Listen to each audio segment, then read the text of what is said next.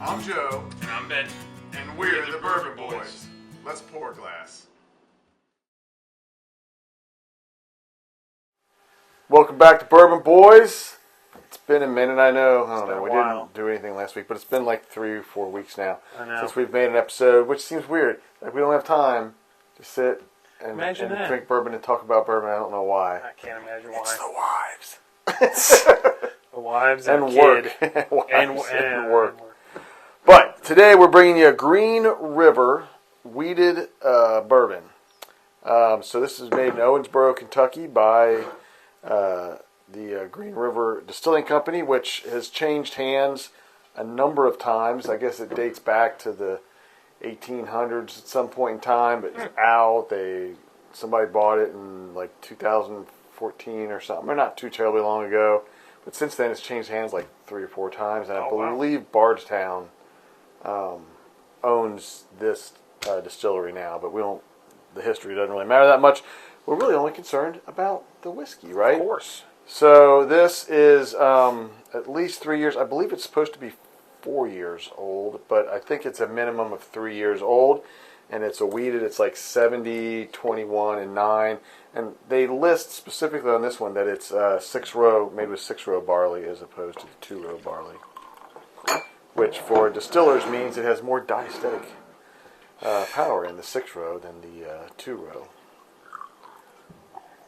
And if anybody cares what that, if they care what I'm talking about, I'd be happy. You can ask me in the comments. I'm happy to tell you. But so this is 90 proof, and what's nice about this is that it's like a special release. They've released 3. This is the only one I got, but they have a regular bourbon and they have a single barrel. They're all 90 proof, and they're all retail at 35. But chink score, I got this for 29 at Costco. Gotta love Costco. Wish we had one around close to us that sold whiskey. That sold whiskey, I know. All right. Very light. It's light and sweet. Very sweet. It's a light sweetness and maybe some fruit. I don't know. The only thing comes is apple a little bit. But a little bit of apple. Like it just, very but crisp. Not like a, yeah. Okay, good. I gotta tell you, I sampled this when I was camping. I got this when I was down in Kentucky going camping. And when I first got the nose on it and sampled it, I was getting kind of like almost a licorice, like a black licorice flavor to it, which I thought was weird. But now I got this cup about 3 weeks ago. It's been sitting open. But now I'm getting lighter, sweeter ones that almost like a fruit. Not floral. It's sweet, and it's not a lot of like brown sugar. A little vanilla, but it's not like the dark, warm scents. Mm-hmm. Very light. Mm-hmm.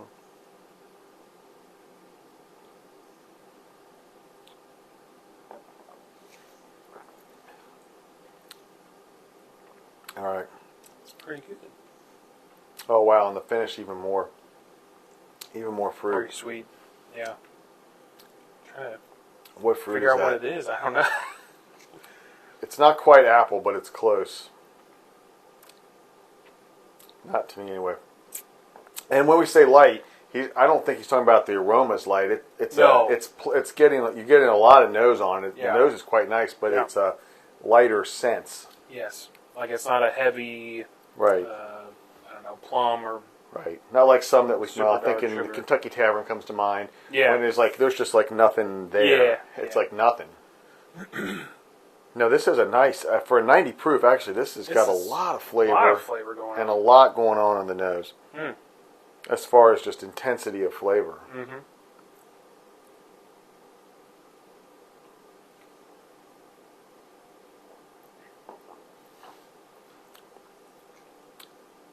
I'm enjoying that. That's pretty good. We're going to finish sipping on this, and we're going to think about if we can better describe it.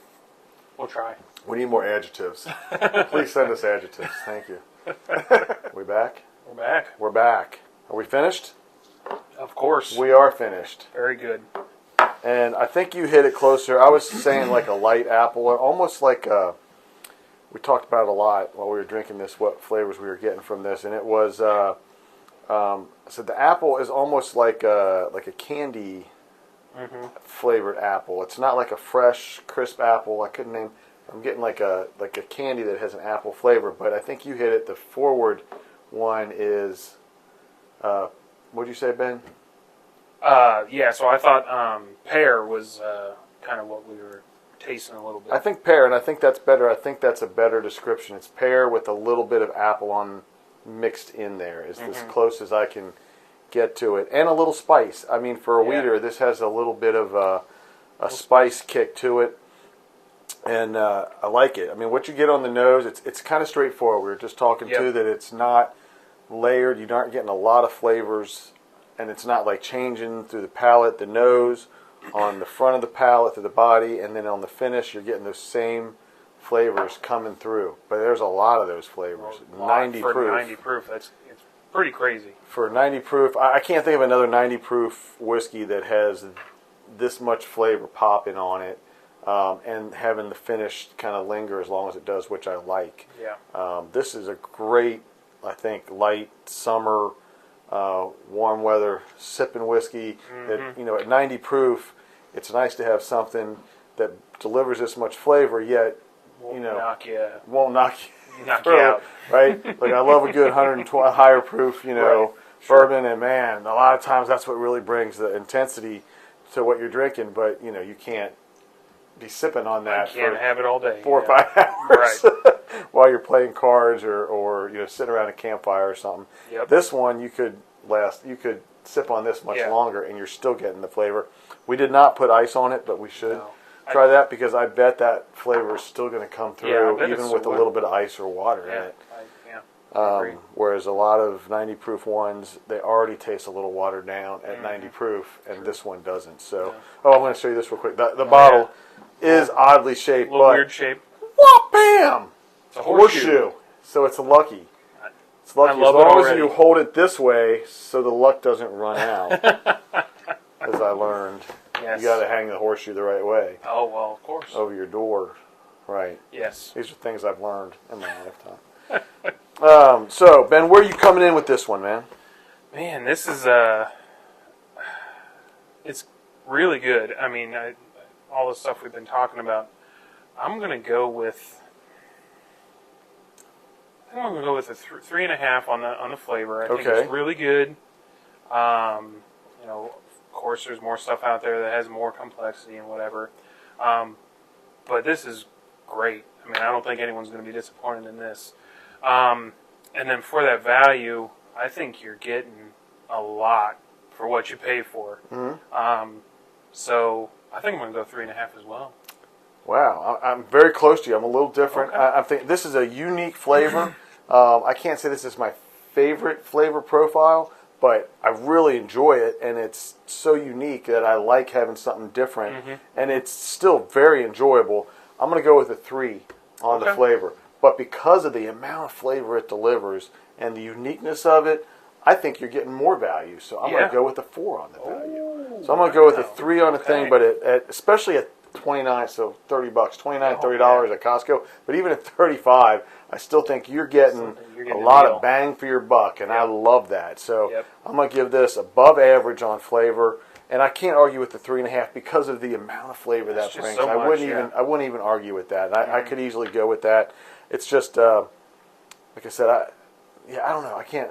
You could sway me to go bump that up to 3.5. Done. But done. But I think the value is a 4 because of the flavor that you're getting. Like I said, I can't think of another 90 proofer that I'm getting as much just pop from. Absolutely. Which I enjoy. That's what I'm looking for. Absolutely. A lot in the bourbon. So anyway, thanks for tuning in. Until next time. We'll see you. Yeah.